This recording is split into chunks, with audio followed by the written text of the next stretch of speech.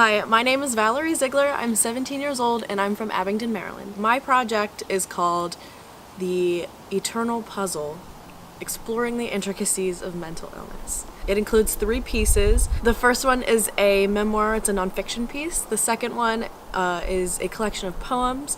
And then the third one is a dramatic script. So getting into what the pieces entail a little bit. So the first one is a memoir that I wrote when I was a sophomore in high school, so it was about like 2 or 3 years ago. At that point, I had just been diagnosed with generalized anxiety disorder. With the anxiety, I could feel so many things were happening.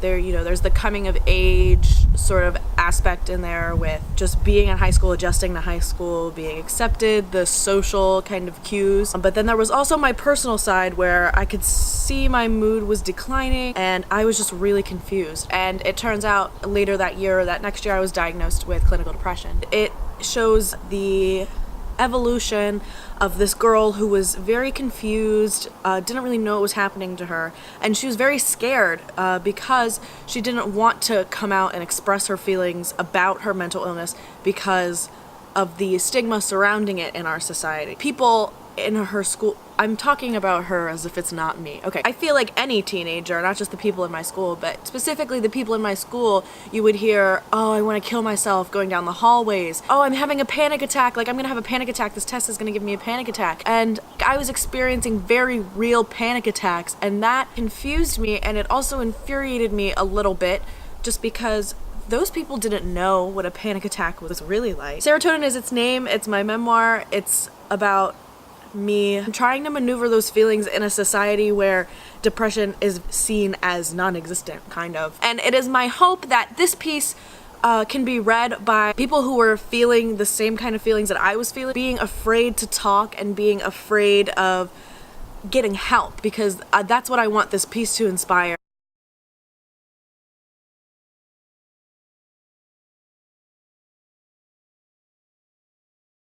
To have my life back, because it's really true what they say where depression really does take over somebody's life and they feel like it's not their life anymore. Desire centers around relationships and people with mental illness having trouble with relationships. Personally, and I know as I've done my research and talked to other people that are going through this, it is much harder for somebody with mental illness to have a meaningful relationship, and it is very important for people with mental illness to have a meaningful relationship. Unfortunately, a couple days ago, somebody from my school committed suicide, and we had this big mental illness assembly following it, and one of the guest speakers said something that really struck me.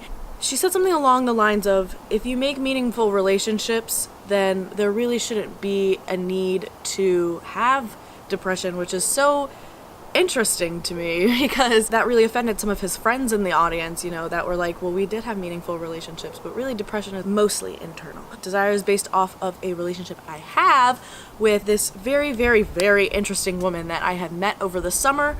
It was like a chance meet and we just automatically clicked, and we have learned so much from each other about our mental illnesses. She has gone through the same things that I have gone through. We just connected, and so it was about her and what we kind of talked about, and it just is about the things that somebody with depression really wants. It's desire, It goes through struggling with relationships, it goes through anxiety and panic attacks, how they feel, it goes through the vulnerability a mentally ill person has to substance abuse, and it also touches on suicidal thoughts. It's simply like a look inside their minds. What is a mentally ill person thinking about right now? What are these thoughts that are going through their mind? So that's desire. The final piece is the piece that I finished most recently. It is my pride and joy. It is a dramatic script that I wrote called The Mask. The Mask is so important to me. In the long run, I would love to be a playwright. That is what I want to do with my life. I want to advocate for people through playwriting and through art and literature. The Mask is about 4 high school students who are all struggling with a different mental illness. It takes place in a treatment facility where they're in a group therapy session over a couple weeks. And the most interesting thing about my play, I think, is that all 4 of these stories were based off of real stories. I did interviews, I did all this stuff to come up with all this information. I did my research, I got educated, as you would expect when doing a play of this substance. That's what you want, and that's what I believe is going to change the world, is when we put real accurate information out there and real accurate stories out there that are going to really help people get through this. And it goes through everything that an uninformed person or an unaffected person needs to know. It talks about misconceptions, it talks about treatments, what mentally ill people have to go through with inpatient, outpatient medications. It goes through, the proper way to talk to a suicidal person. The play was inspired by me watching the completely wrong depictions of mental illness that the media has been shoving down our throats lately, and we all find it very offensive. So the 4 main characters all have their different mental illnesses, like I said. It touches on depression, it touches on anxiety, it touches on eating disorders, both anorexia and bulimia nervosa, and it also touches on ADHD and anger issues with anger management. The real stories just make this play that much more meaningful to both me and I think to the people that are going to read it as well, because my goal with this is I want somebody to be able to read this and be like, that's how I feel.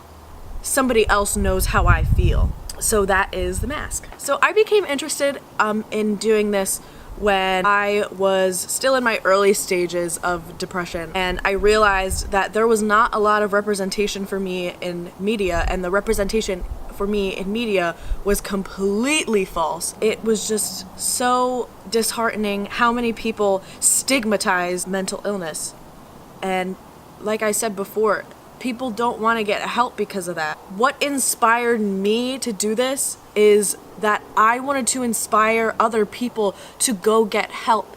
The next part kind of reminds me of an Oscars speech where I'm just kind of like spewing out people's names that really don't mean anything to you guys, I probably.